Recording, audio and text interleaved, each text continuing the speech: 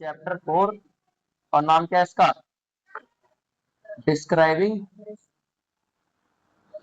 The motion around us. हम describe करेंगे। तो अब आज का हमारा एक और एग्जाम्पल, तो जरा ध्यान से देखो, ये एग्जाम्पल नंबर 4.4। तो एग्जाम्पल नंबर 4.4 में क्या है? तो ये एक बॉडी है और अगर मैं इस बॉडी को छोड़ूंगा तो ये कहाँ को गिरेगी? ये ऐसे से नीचे, और कैसे गिरेगी? बिल्कुल सीधे। तो यही लिखा है एग्जाम्पल नंबर 4.4 में। जैसे हम किसी ऑब्जेक्ट को ड्रॉप करते हैं किसी हाइट से, तो बिल्कुल नीचे सीधे जाकर के गिरती है और अंत में जाकर वो किसमें टक्कर मारेगी? ग्राउंड में, जमीन में टक्कर मारेगी। ठीक है। तो ऐसे ही हमको एक डायग्राम दे रखा है जो हमारा फिगर नंबर 4.10 है। तो जरा ध्यान से देखो, ये फिगर नंबर 4.10। यहाँ पे ये बॉल दे रखी है, मतलब एक बॉडी है, उसको कितनी हाइट से फेंका जा रहा है? 80 मीटर की ऊंचाई से। और जब उसको 80 मीटर की ऊंचाई से पहुंच फेंका गया, तो 1 सेकंड बाद उसकी रफ्तार कितनी हो गई? ये 9.8 मीटर पर सेकंड स्क्वायर, सॉरी 9.8 मीटर पर सेकंड। 2 सेकंड बाद उसकी रफ्तार कितनी हो गई? 19.6 मीटर पर सेकंड। और 3 सेकंड बाद 29। तो एक बार इस डायग्राम को हम जरा फिर से बनाते हैं बोर्ड पे। तो भाई देखिए क्या कर रहे हैं हम। एग्जाम्पल नंबर बताओ जल्दी। 4.4 और पेज नंबर क्या है इसका हमारा? 56। तो देखो, ये तो हमारी, ये तो हो गई हमारी हाइट। क्या हो गई ये हाइट हो गई इस तरीके से। और ये क्या हो गया? ये ग्राउंड हो गया। तो ये कितनी हाइट है हमारी? ये 0 मीटर, और फिर 10 मीटर, फिर 20 मीटर, और ऐसे 30, फिर 40 मीटर, 50 मीटर, 60 मीटर, और यहाँ पर हमारा क्या हो गया? ये हो गया 70 मीटर, और ये 80 मीटर। तो ग्राउंड को थोड़ा सा ऊपर बनाओ, मतलब ये हमारा ग्राउंड है। और ग्राउंड से लेकर के जिस पॉइंट से बॉल फेंकी जा रही है, वो बॉडी फेंकी जा रही है, उसकी 80 मीटर हाइट है।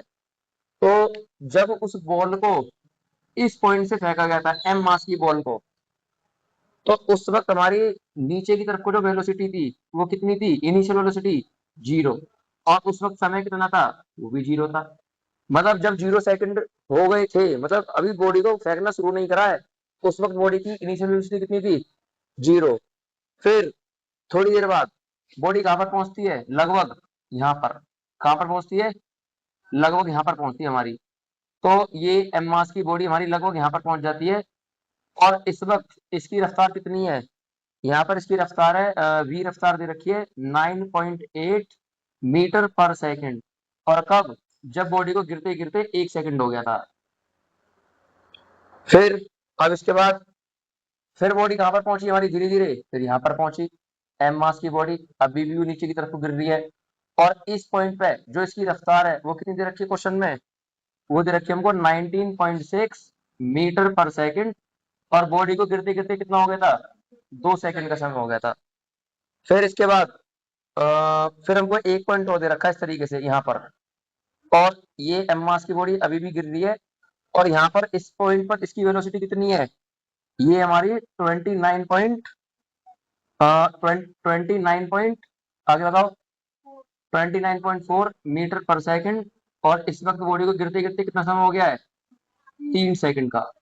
और भाई सबसे लास्ट में फिर हमको एक यहाँ पर बना रखा है ये एम मास की बॉडी। और इसने ग्राउंड को किस स्पीड से टक्कर मारी ग्राउंड में? 39.2 मीटर पर सेकंड। और अब बॉडी को गिरते गिरते कितना समय हो गया है? 4 सेकंड। तो इस डायग्राम से हमें समझ में आ रहा है, इस एम मास की बॉल को इस पॉइंट से, मतलब 0 से लेकर के 80 मीटर की हाइट कवर करने में टोटल 4 सेकंड लग गए। तो ये क्या कह रहे हैं क्वेश्चन में? तो क्वेश्चन को कह रहे हैं what is the direction of average acceleration. एक तो जो एवरेज एक्सेलरेशन उसकी डायरेक्शन निकालनी है, और क्या फाइंड करना है? और हमको फाइंड करना, find the magnitude of average acceleration of the body in every successive interval. मतलब हर सेकंड में उसके पास कितना एवरेज एक्सेलरेशन था, ये हमको पता करना है। तो चलो करते हैं इसको। सबसे पहले इन इन पॉइंटों को कुछ नाम दे दो। मतलब ये हमारी, इस पॉइंट को मैं ए नाम दे दे रहा हूँ, ये ए पॉइंट है, ये बी पॉइंट है, ये सी पॉइंट, ये डी पॉइंट और ये ई पॉइंट। और ये बिल्कुल इन सभी पॉइंटों से होते हुए ये बॉडी नीचे गिर रही थी ऐसे करके बिल्कुल सीधे। ठीक है, तो सबसे पहले हम एक्सेलरेशन पता करते हैं कहां से कहां तक, ए से बी तक का, मतलब 0 सेकंड से लेके पहले सेकंड तक का। तो हम एक्सेलरेशन पता कर रहे हैं कहां से कहां तक का, फ्रॉम ए टू बी, ए से लेकर के बी तक का।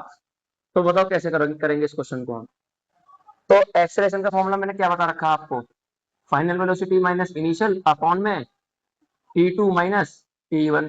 तो बताओ यहाँ पर इनिशियल फाइनल वेलोसिटी कितनी है, एक बी हमारा फाइनल माना जाएगा, फाइनल वेलोसिटी 9.8 और इनिशियल वेलोसिटी 0 और अपॉन में, और फाइनल टाइम 1 सेकंड और इनिशियल टाइम 0। भैया ये ए इनिशियल है, बी फाइनल है। तो बताओ 9.8 में से 0 कितना बचेगा, 9.8, और ये 1 में से 0 1। तो यहाँ पर एक्सेलरेशन कितना है हमारा, 9.8 मीटर पर सेकंड स्क्वायर। अब हम एक्सेलरेशन फाइंड करेंगे कहां से कहां तक का, जल्दी बताओ। अब हम एक्सेलरेशन फाइंड करेंगे from B to C, B point से लेकर के सी पॉइंट तक का एक्सेलरेशन पता करेंगे अब हम। तो एक्सेलरेशन का फॉर्मूला क्या होता है, वही v माइनस यू अपॉन में T2 माइनस T1। तो भाई बी पॉइंट माना जाएगा इनिशियल और सी पॉइंट क्या माना जाएगा, फाइनल। तो अब यहाँ पर v की मतलब ये फाइनल वेलोसिटी कितनी है जल्दी बताओ, 19.6, वेरी गुड। और इनिशियल 9.8 और अपॉन में ये T2 2 सेकंड और ये T1 1 सेकंड। तो 19.6 में से 9.8 के कितने बचेंगे, 9.8 ही बचेंगे, और अपॉन में दो में से एक गया एक। तो यहाँ पर एक्सेलरेशन कितना है हमारा, 9.8 मीटर पर सेकंड स्क्वायर। तो हम देख पा रहे हैं जो एक्सेलरेशन हमारा ए से बी तक का था वही एक्सेलरेशन हमारा बी से सी तक का है। अब हम एक्सेलरेशन कहां से कहां तक का देखेंगे, फ्रॉम, जल्दी बताओ, फ्रॉम सी टू डी, सी से लेकर के डी पॉइंट तक का। एक्सेलरेशन का formula v minus you upon में T2 माइनस T1। तो v की वैल्यू बताओ भाई, ये d फाइनल माना जाएगा, c इनिशियल माना जाएगा।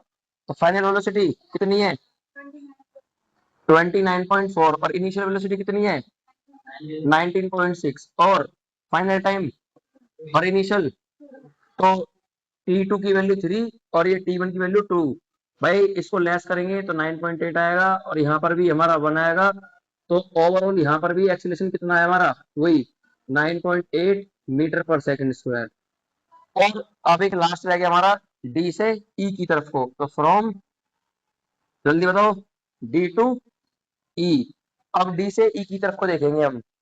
तो एक्सेलरेशन पता करते हैं, एक्सेलरेशन का formula v minus you upon में T2 माइनस T1। तो भाई v की वैल्यू बताओ जल्दी से, ये फाइनल है ये इनिशियल है, v की वैल्यू इस वक्त ये मानी जाएगी 39.2 और u की वैल्यू 29.4 और अपॉन में फाइनल टाइम 4 और इनिशियल टाइम 3। तो यहाँ पर भी हमारा ये 9.1 आ गया और अपॉन में 1। तो यहाँ पर भी एक्सेलरेशन हमारा वही आया है 9.8 मीटर पर सेकंड स्क्वायर। तो आपको इससे क्या समझ में आ रहा है जल्दी बताओ, कि बॉडी जो ऊपर से नीचे गिर रही है वो एक कांस्टेंट एक्सेलरेशन से गिर रही है। मतलब एक्सेलरेशन ना ही तो बढ़ रहा है ना ही घट रहा है। और ये जो कांस्टेंट एक्सेलरेशन है ये भैया कुछ भी नहीं है, ये हमारा ग्रेविटी ही तो है। ग्रेविटी की वैल्यू कितनी पढ़ा रखी है मैंने, जल्दी बताओ। ग्रेविटी की वैल्यू भी तो 9.8 ही होती है। तो ऊपर से नीचे की तरफ को जब बॉडी गिर रही है तो इस वक्त हमारे पास कांस्टेंट एक्सेलरेशन से गिर रही है। और उस एक्सेलरेशन को हम क्या बोलेंगे, उस एक्सेलरेशन को हम बोलेंगे एक्सेलरेशन ड्यू टू ग्रेविटी। क्या बोलेंगे, एक्सेलरेशन ड्यू टू ग्रेविटी। और acceleration due to gravity, gravity की वैल्यू कितनी होती है जल्दी बताओ। ग्रेविटी की वैल्यू होती है 9.8 मीटर पर सेकंड स्क्वायर। और अब एक और बात बताओ, ये जो ग्रेविटी है इसकी डायरेक्शन कहाँ पे है। मतलब क्वेश्चन में लास्ट में ये भी बोला गया है कि ये जो एवरेज एक्सीलरेशन है इसकी डायरेक्शन बताओ। तो इसकी डायरेक्शन है downward towards centre of earth. भैया ये जो हमारा नीचे की तरफ को एक्सेलरेशन आ रहा है जिसको मैंने ग्रेविटी बोला है, इसकी डायरेक्शन क्या है, टुवर्ड्स सेंटर ऑफ अर्थ, ये अर्थ के सेंटर की तरफ उसकी डायरेक्शन है, या फिर ये लिख दो वर्टिकली डाउनवर्ड। क्या डायरेक्शन है इसकी? वर्टिकली, हाँ, तो वर्टिकली डाउनवर्ड। नहीं नहीं, ग्राउंड ना लिखने, ग्राउंड लिखने से बढ़िया ना आप ये लिखो, या तो वर्टिकली डाउनवर्ड लिखो, या फिर ये लिखो टुवर्ड सेंटर ऑफ अर्थ, क्योंकि जो अर्थ की जो ग्रेविटी की जो डायरेक्शन होती है वो अर्थ के सेंटर की तरफ को होती है। ये हमारा पहला एग्जाम्पल है, ठीक है भाई। पहला एग्जाम्पल नहीं है, ये एग्जाम्पल नंबर 4.4 है। आपको ये समझ में आ गया? तो जिसे जो कुछ लिखना जल्दी लिखो, फिर हम आगे क्या है। अब हमारा टॉपिक है graphical representation. Graphical representation of motion, मतलब हम ना मोशन को ग्राफिकली रिप्रेजेंट करेंगे। मतलब मोशन के क्या बनाएंगे हम यहाँ पर? ग्राफ। क्या बनाएंगे यहाँ पे? मोशन के ग्राफ बनाएंगे। तो इस टॉपिक में जो मोशन के ग्राफ हैं वो मेनली दो ग्राफ पढ़ने को मिलेंगे हमको। तो पहला ग्राफ कौन सा है हमारा? पहले ग्राफ का नाम है पोजीशन टाइम ग्राफ। क्या है पहले ग्राफ का नाम? Position time graph. और दूसरे ग्राफ का नाम क्या है? Velocity time graph. ठीक है भाई, ये बात क्लियर है। अब पोजीशन टाइम ग्राफ का एक और दूसरा नाम है, इसका दूसरा नाम है हमारा ये डिस्प्लेसमेंट। बताओ जल्दी। डिस्प्लेसमेंट टाइम ग्राफ, मतलब जो पोजीशन टाइम ग्राफ होता है उसको हम डिस्प्लेसमेंट टाइम ग्राफ के नाम से भी जानते हैं। अब ये होता कैसा है? तो भाई देखो, ये वाई एक्सिस है और ये एक्स एक्सिस है, और यहाँ पर जो एक्स एक्सिस होगा ये हमेशा किसको रिप्रेजेंट करेगा? टाइम को। और जो वाई एक्सिस है वो किसको रिप्रेजेंट करेगा? पोजीशन, मतलब डिस्प्लेसमेंट को। ये डिस्प्लेसमेंट को रिप्रेजेंट कर रहा है वाई एक्सिस और एक्स एक्सिस। और यहाँ पर हमारा उसका क्या होगा ऐसे करके? ये हमारा कर्व है। क्या है ये कर्व। इतनी बात क्लियर है आपको? और जो हमारा वेलोसिटी टाइम ग्राफ है, ये ग्राफ ऐसे करके होगा, ये वाई एक्सिस और ये एक्स एक्सिस। एक्स एक्सिस किसको रिप्रेजेंट करेगा? टाइम को। और वाई एक्सिस किसे रिप्रेजेंट करेगा? वेलोसिटी को। और यहाँ पर ये कर्व है किसका? जल्दी बताओ। ये वेलोसिटी टाइम ग्राफ का कर्व है। ये क्या है? ये वेलोसिटी टाइम ग्राफ का कर्व। तो ये हमको पढ़ने हैं। और जो हमारा पोजीशन टाइम ग्राफ है इसकी दो बातें पढ़नी है। पहली बात क्या पढ़ेंगे इसका हम? नहीं, इसकी एक ही बात पढ़ेंगे, इसका हम पढ़ेंगे स्लोप। किसका स्लोप? स्लोप ऑफ ये एस टी ग्राफ। भाई एस टी ग्राफ का मतलब बताओ। एस टी ग्राफ का मतलब है डिस्प्लेसमेंट टाइम ग्राफ। मतलब हमारे पास ये जो डिस्प्लेसमेंट टाइम ग्राफ है, इस डिस्प्लेसमेंट टाइम ग्राफ का हम स्लोप निकालेंगे। और दूसरी बात, जो वेलोसिटी टाइम ग्राफ है इसकी दो बातें पढ़ेंगे हम। कितनी बातें पढ़ेंगे? तो पहली बात क्या है इसका? पहले तो हम वो स्लोप पढ़ेंगे। किसका स्लोप? स्लोप ऑफ, बताओ जल्दी। Slope of velocity time graph. एक तो वेलोसिटी टाइम ग्राफ का स्लोप पढ़ेंगे, और दूसरे नंबर पे क्या पढ़ेंगे हम? ये एरिया अंडर द कर्व। देखो, ये वाई एक्सिस, ये एक्स एक्सिस, और एक्स एक्सिस हमारा टाइम है और वाई एक्सिस हमारा क्या है? वेलोसिटी। और ये हमारा कर्व है, और हमको इस कर्व के नीचे नीचे का क्या पता करना है? एरिया। तो ये सारा एरिया निकालना हमको, ये जितना भी एरिया है जो जिसको मैंने रेड कलर से शेड करा है इस तरीके से। ठीक है भाई। तो दूसरे नंबर पे हम क्या पढ़ेंगे? Area under the curve of VT graph. ये दोनों चीजें हैं तुम्हारी सिलेबस के अंदर। आप अगर अपनी बुक पढ़ोगे तो बुक के अंदर मिलेगी आपको ये चीज। ठीक है भाई। अब हमारा मेन टॉपिक पता है क्या है? कि स्लोप कैसे फाइंड करते हैं। तो आओ थोड़ा सा हम किसके बारे में देखते हैं भाई। हाँ, तो अभी हमारा फिलहाल के लिए क्या टॉपिक है? How to find slope. क्या पढ़ेंगे हम? हाँ, how to find slope of a curve. किसी कर्व का स्लोप कैसे फाइंड करा जाए। तो देखो भाई, ये वाई एक्सिस है और ये एक्स एक्सिस है, और ये एक्स एक्सिस हो गया, ये वाई एक्सिस हो गया। और इस वक्त मैं कर्व कैसा बना रहा हूँ? बिल्कुल स्ट्रेट। कैसा कर्व बना रहा हूं मैं? मैंने कर्व को रेड कलर से रिप्रेजेंट करा है।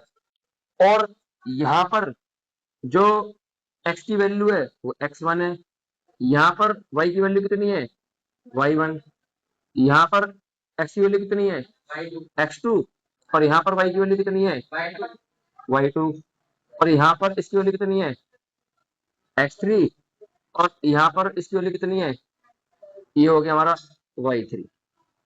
तो आप यहाँ पर कोई से भी इनिशियल फाइनल पॉइंट लेट कर लो और उसकी मदद से हम स्लोप फाइंड कर सकते हैं।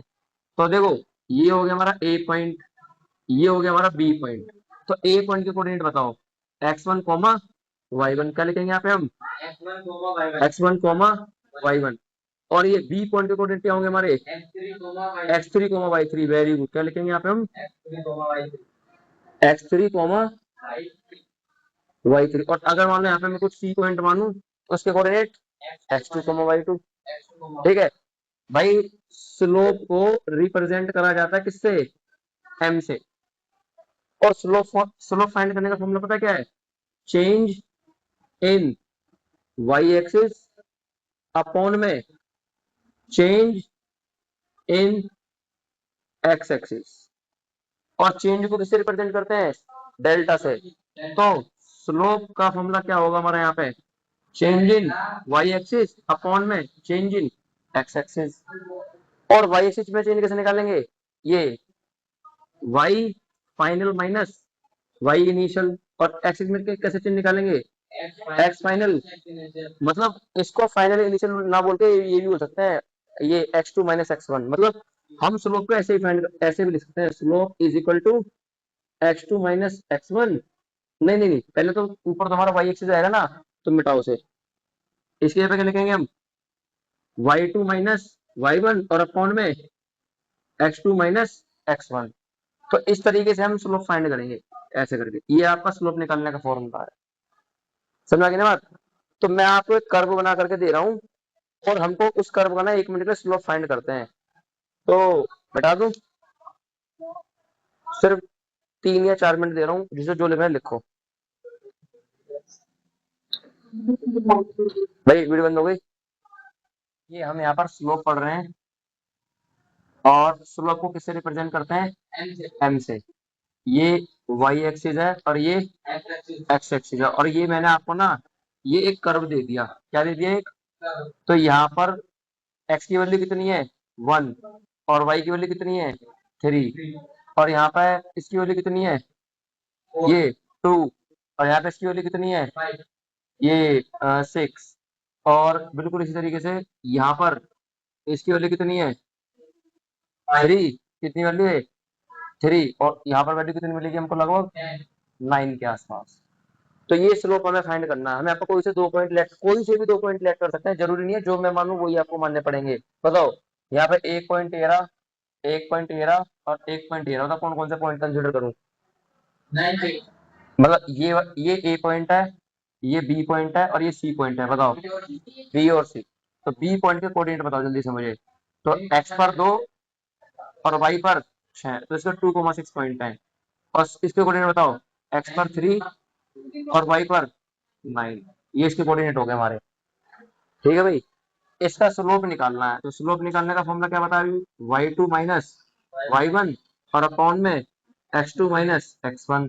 हमारे पास 2 पॉइंट है, तो पहले वाले को तो इसके नीचे लिख दो x1 कोमा y1, क्या लिख दो इसके आगे, इनिशियल पॉइंट को x1 कोमा y1 से लेट कर लो, और इसको क्या लेट कर दो x2 कोमा y2। तो जल्दी से सारी वैल्यू करो इसके अंदर, बताओ y2 की वैल्यू कितनी है, y2 की वैल्यू कितनी है 9, y1 की 6, वेरी गुड, अपॉन में x2 की वैल्यू 3, और ये x1 की वैल्यू 2।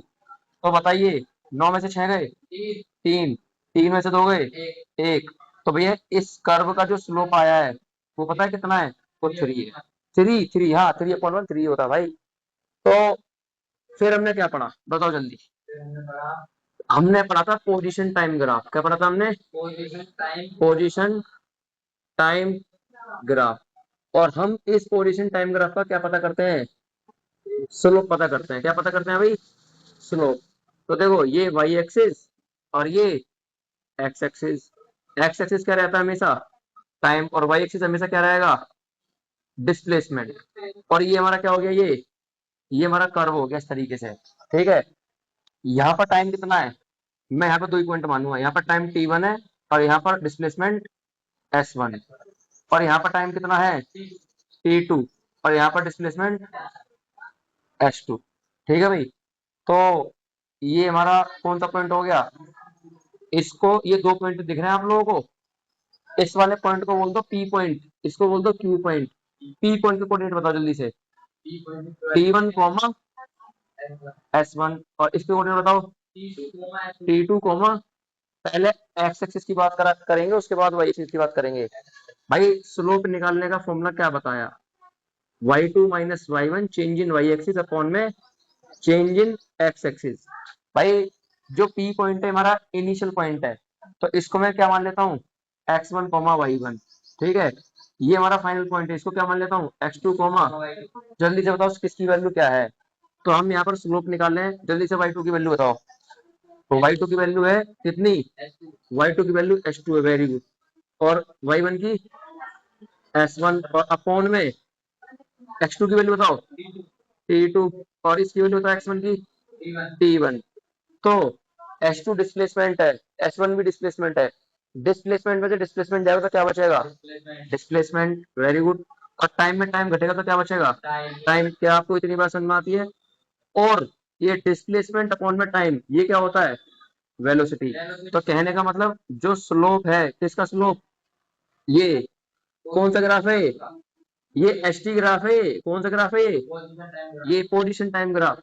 जो पोजीशन टाइम ग्राफ होता है उसके स्लोप से हमें क्या मिलती है एस अपॉन में टी, एस अपॉन में टी मतलब वेलोसिटी। तो ध्यान रखना ये बहुत इंपॉर्टेंट बात है, पोजीशन टाइम ग्राफ के स्लोप से हमको वेलोसिटी मिलती है, ये बात आपको क्लियर हो गई, क्योंकि डिस्प्लेसमेंट अपॉन में टाइम का फॉर्मूला वेलोसिटी होता है।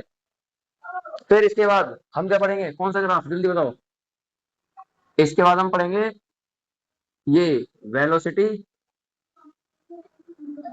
टाइम ग्राफ, और यहाँ पर वेलोसिटी टाइम ग्राफ का भी फॉर्मूला वो क्या क्या निकालेंगे हम, इसका भी स्लोप निकालेंगे, देखते हैं इसके स्लोप से हमें क्या मिलेगा। ठीक है भाई, ये वाई एक्सिस, ये वाई एक्सिस थोड़ा टेढ़ा बन गया, हाँ भाई ये वाई एक्सिस और ये एक्स एक्सिस, एक्स एक्सिस क्या है टाइम, वाई एक्सिस क्या है वेलोसिटी, और ये हमारा क्या है ये कर्व है, और इस कर्व का नाम क्या है ये वीटी कर्व है। यहाँ पर भी मैं 2 पॉइंट कंसीडर कर रहा हूँ, ये T1 पॉइंट, जब समय T1 था तो उस वक्त बॉडी की रफ्तार कितनी थी V1, और जब समय कितना था T2 तो उस वक्त बॉडी की वेलोसिटी कितनी थी, तो यहाँ पर हम लिख देते हैं V2। तो यहाँ पर भी हमारे कितने पॉइंट है 2 पॉइंट, तो sir this one is the A point, this one is the B point. A point initial है, इसके कोऑर्डिनेट बताओ टाइम T1 और वेलोसिटी V1, और इसका टाइम T2 और वेलोसिटी V2। तो इनिशियल वाले के नीचे क्या लिख देते हैं हम x1 कोमा y1, और इसके नीचे x2 कोमा y2। तो जल्दी से इसका स्लोप निकालते हैं। तो हम यहाँ पर स्लोप का फॉर्मूला क्या पढ़ के आए थे, स्लोप को m से दर्शाते हैं, इसका फॉर्मूला होता है change in y axis upon में चेंज इन x एक्सिस। ठीक है, तो स्लोप मतलब m, y2 की वैल्यू बताओ वेरी गुड, y1 की v1 अपॉन में x2 की वैल्यू t2 और ये x1 की वैल्यू t1। तो प्रिंसिपल ऑफ होमोजेनिटी ये 11th क्लास का टॉपिक है, वो ये कहता है वेलोसिटी में वेलोसिटी घटेगी तो क्या बचेगी वेलोसिटी, और टाइम में टाइम घटेगा तो क्या बचेगा टाइम, और वेलोसिटी अपन में टाइम किसका फॉर्मूला होता है, तो भैया इसके स्लोप से, किसके स्लोप से वीटी ग्राफ के स्लोप से हमें क्या मिलता है एक्सेलरेशन। ये बहुत इंपॉर्टेंट बात है, ध्यान रखना। तो वेलोसिटी टाइम ग्राफ के स्लोप से हमको एक्सेलरेशन मिलता है। अब एक चीज रह गई, area under the curve, curve के नीचे का एरिया। देखो स्लोप का मतलब होता है ढलान, ठीक है, तो अब मुझे एक बात बताओ, इस वक्त ढलान ज्यादा है, ये इस वक्त ढलान ज्यादा है, किस वक्त है इस वक्त या इस वक्त, हाँ ये इस वक्त ढलान ज्यादा है, इस वक्त इसका स्लोप ज्यादा है, इसका स्लोप कम है, तो स्लोप निकालने का फॉर्मूला क्या है? देखो मैं आपके सामने ना एक डायग्राम बना रहा हूँ, 1 मिनट के लिए इधर देखो। ये वाई एक्सिस और ये एक्स एक्सिस, और ये क्या है, ये रोड है। क्या है ये? और ये बहन आप खड़े हो ये इस तरीके से, और आपको इस रोड पे क्या करना है? वॉक करना है, ऊपर चढ़ाई करनी है, इसके ऊपर ट्रैकिंग करनी है। वेरी गुड, ठीक है। ये वाई एक्सिस, ये एक्स एक्सिस, ये क्या है? ये भी रोड है, और यहाँ पर भी हम खड़े हैं, और इस वाले रोड पे भी हमको क्या करनी है? ऊपर जा करके आप मुझे बताओ कौन से रोड पर आराम से चले जाओगे? इस वाले रोड पर। क्यों? क्योंकि भैया इसका स्लोप कैसा है? इसका स्लोप कम है और इसका स्लोप ज्यादा है। तो मैं ये कह रहा हूं, जब हम स्लोप पढ़ेंगे तो हमने ये पढ़ा कि पोजीशन टाइम ग्राफ का जो स्लोप होता है, मतलब जो डिस्प्लेसमेंट टाइम ग्राफ का जो कर्व होता है, इसके स्लोप से वेलोसिटी मिलती है। और अगर हमको दूसरा ग्राफ मिला, कौन सा ग्राफ मिला? Velocity time graph. और वेलोसिटी टाइम ग्राफ का जो कर्व होता है, इसके स्लोप से क्या मिलता है? एक्सेलरेशन। ये पढ़ा है अभी तक मैंने। डिस्प्लेसमेंट टाइम ग्राफ के स्लोप से वेलोसिटी, और वेलोसिटी टाइम ग्राफ के स्लोप से एक्सेलरेशन। अभी सिर्फ इतनी सी बात ध्यान रखो, ठीक है। जिसको जो लिखना है जल्दी लिखो। दोबारा फिर से पढ़ते हैं। वेलोसिटी टाइम ग्राफ, और इस बार इसका क्या देखेंगे? एरिया। और कहाँ का area? Area under the curve, curve के नीचे का area, area under the curve, ठीक है। तो भाई देखिए, ये वाई एक्सिस है, ये एक्स एक्सिस है। X axis representing two the time, और वाई एक्सिस किसको रिप्रेजेंट कर रहा है? वेलोसिटी को। ये हमारा स्ट्रेट कर्व है, और हमको ना इस कर्व के नीचे तक का क्या पता लगाना है? ये एरिया पता लगाना है कि भैया, और यहाँ पर मैं एरिया को रेड कलर से शेड कर रहा हूँ इस तरीके से। ये सारा एरिया निकालना है हमको, ये सारा का सारा, ठीक है भाई। कैसे? हाँ मतलब ये कहना चाह रहा है कि ये एक राइट एंगल ट्रायंगल बनना है, और यहाँ पर आप राइट एंगल ट्रायंगल का फॉर्मूला लगा दो और आपको एरिया पता चल जाएगा। और ये राइट एंगल ट्रायंगल हमारा 90 डिग्री का एंगल है यहाँ पे, ठीक है। तो अब यहाँ पर 2 पॉइंट देखो। तो ये तो हमारा ओरिजिन हो गया, और इसके कोऑर्डिनेट, यहाँ पर टाइम भी 0 है और यहाँ पर वेलोसिटी भी 0 है, इस पॉइंट है। और एक पॉइंट ये हो गया, यहाँ पर टाइम कितना है? t, और इस पॉइंट पर वेलोसिटी कितनी है? इस पॉइंट पर वेलोसिटी है v। तो इसको भी कुछ नाम दो, इसको a पॉइंट नाम दे दो, और ये b पॉइंट हो गया हमारा। a पॉइंट के कोऑर्डिनेट, यहाँ पर टाइम कितना है? t, और वेलोसिटी कितनी है? v। अब मुझे जरा एक बात बताओ, 0 से लेकर के t तक की दूरी कितनी होगी? देखो यहाँ पे 1 है तो यहाँ से लेकर आते दूरी 1, अगर यहाँ पे 2 होता तो यहाँ से लेकर आते दूरी 2, यहाँ 3 होता तो यहाँ से लेकर आते दूरी 3। अब 0 से लेकर के टी तक की दूरी कितनी होगी? जाहिर सी बात है टी होगी, यहाँ से लेकर आते की दूरी टी, और 0 से लेकर के बी तक की दूरी कितनी होगी? बी। Very good. तो यहाँ से लेकर के यहाँ तक की दूरी कितनी होगी? बी। ये एक रेक्टेंगल बनना है, अगर ये दूरी बी है तो रेक्टेंगल के हिसाब से ये भी हमारा कितना होना चाहिए? ये भी बी होना चाहिए, क्योंकि रेक्टेंगल की आमने सामने वाली साइड्स इक्वल होती हैं। तो अगर आप यहाँ पर एरिया अंडर द कर्व निकालना चाहते हो, तो आप पता क्या करो, आप एरिया निकाल दो। किसका? एरिया ऑफ ट्राइंगल, ट्राइंगल का नाम ए ओ बी। क्या नाम है ट्राइंगल का? ट्राइंगल के एरिया का फॉर्मूला बताओ, हाफ इंटू में बेस इंटू में हाइट। मूर्ख, एल इंटू बी कब से होने लग गया? तो हाफ हमारा हाफ हो गया, बेस की वैल्यू ओ बी, और height A B. Very good. तो देखिए, हाफ हाफ होता है हमारा, और ओ बी की वैल्यू कितनी है? टाइम। और ए बी की वैल्यू कितनी है? वी।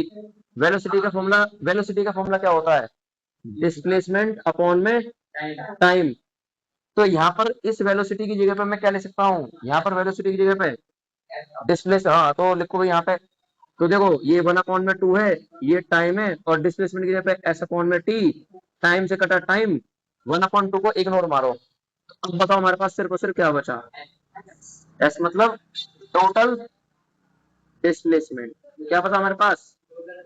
मतलब अगर मेरे को पता लगाना है बॉडी ने कुल कितनी दूरी तय करी है, तो आप वीटी ग्राफ के कर्व के नीचे का एरिया निकाल लो।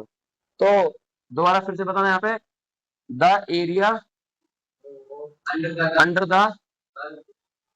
Curve of VT graph gives the total, जल्दी बताओ, डिस्प्लेसमेंट। और अगर हमारे पास स्पीड टाइम ग्राफ है तो उसकी जगह हम क्या ले सकते हैं, डिस्टेंस, द टोटल डिस्प्लेसमेंट या distance covered by the body in whole journey. मतलब पूरी यात्रा में वस्तु ने, बॉडी ने कितनी दूरी तय करी है पता लगानी है, तो बीटी ग्राफ के नीचे का एरिया निकाल दो, खत्म। ठीक है भाई, इसके ऊपर क्वेश्चंस कल पढ़ेंगे। कल को हम ग्राफ पढ़ेंगे अलग अलग टाइप के, कि रेस्ट का ग्राफ कैसा होता है, यूनिफॉर्म वेलोसिटी का ग्राफ कैसा होता है, नॉन यूनिफॉर्म वेलोसिटी का ग्राफ कैसा होता है, अगर बॉडी मतलब चुपचाप मतलब डी एक्सरलेट हो रही है तो ग्राफ कैसा बनेगा, एक्सरलेट हो रही है तो ग्राफ कैसा बनेगा। तो कल हम बहुत सारे मल्टीपल ग्राफ पढ़ेंगे हम। ठीक है भाई, और आज की क्लास यहीं तक, जिसको जो कुछ लिखना है लिख लो।